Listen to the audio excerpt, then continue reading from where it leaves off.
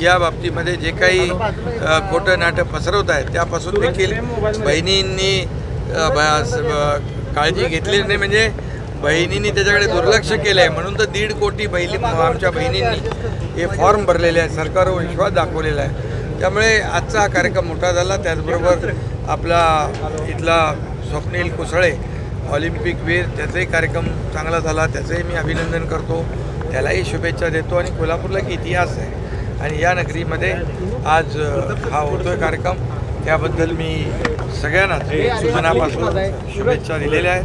आपल्याला देखील मनापासून शुभेच्छा. कोल्हापूरसारख्या घटना ज्या त्या सर्वत्र महाराष्ट्रात घडतात. आज कोल्हापूरमध्ये देखील 10 वर्षाच्या मुलीवर अत्याचार झालेला आहे. मात्र अत्याचाराचा संशय त्या ठिकाणी कुणालाही सोडलं जाणार नाही. कोणी गुन्हेगार असला तरी सुद्धा त्याला कठोर शिक्षा दिली जाईल. गृहमंत्री महोदयांनी देखील त्याच्या बाबतीमध्ये आता माहिती घेतली आहे. बिहारमधनं हे कुटुंब या ठिकाणी आलेलं आहे आणि काल दुपारी त्या पीडितेच्या काकांनी तिला मारल्यामुळे ती बाहेर पडली आणि मग रात्री 10 वाजता पोलीस स्टेशनला तक्रार आली की ती पोरगी सापडत नाही. आणि मग पोलिसांनी रात्री शोध घेतला तर सकाळी तिचा मृतदेह सापडलेला आहे आणि संशय आहे की लैंगिक अत्याचार देखील झालेला असण्याची शक्यता त्या ठिकाणी आहे. त्या संदर्भात पोलिसांनी तात्काळ कारवाई सुरू केली आहे. काही संशयितांना त्या ठिकाणी पकडलेलं आहे आणि त्यांची चौकशी चाललेली आहे. कुठल्याही परिस्थितीत या संपूर्ण घटनेच्या तळाशी जाऊन जो काही त्या ठिकाणी आरोपी असतील त्या आरोपींना कठोरतम शिक्षा केली जाईल आणि हा जो काही बिहारचा परिवार आहे त्या परिवारालाही योग्य ती मदत केली जाईल.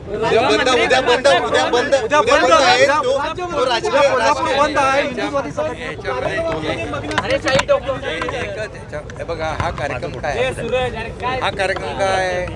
कुणाचा या लाडक्या बहिणींना, आमच्या बहिणींना एक त्यांना आधार देण्याचा कार्यक्रम आहे आणि याच्यामध्ये बहिणी स्वतः उपस्थित राहतात. त्यामुळे विरोधकांना ही जी योजनाच आहे ही योजना त्यांच्या पायाखालची वाळू सरकणारी आहे.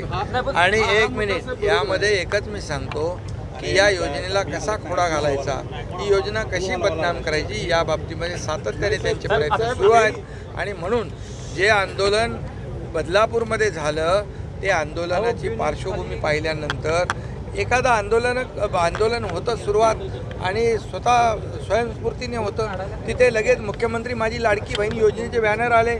त्यामध्ये ताबडतोब त्या ठिकाणी पोलिसांकडून माहिती घेतल्यानंतर पूर्णपणे या लाडक्या बहिणीच्या योजनेला बदनाम करण्यासाठी रेल रोको केलं.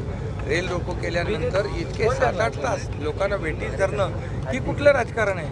आणि म्हणून मी एवढंच सांगतो की ते आता कोर्टामध्ये ज्याला फाशी झाली, मी म्हणालो ते म्हणतात कुठे फाशी झाली. मी आता मगाशी त्याचं कोर्टाचं पुणे सत्र न्यायालयाचं देखील ते जजमेंट दाखवलं. आणि म्हणून काही बोलायचं, खोटं बोलायचं, रेटून बोलायचं, ही अशा प्रकारची वृत्ती जी काही विरोधकांनी अवलंबलेली आहे त्यांना खरं उत्तर या माझ्या बहिणी देतील आणि नक्की त्यांना याचं सडेतोड उत्तर या माझ्या या लाडक्या बहिणी देतील.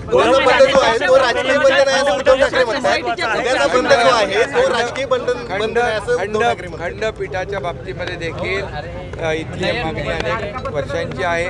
15 ऑगस्टच्या कार्यक्रमाच्या वेळेस मी स्वतः मुख्य न्यायाधीश आहेत त्यांच्याशी चर्चा केली, आमच्या गृहमंत्री महोदयांनी चर्चा केलेली आहे आणि ते देखील लवकरात लवकर त्याचा सकारात्मक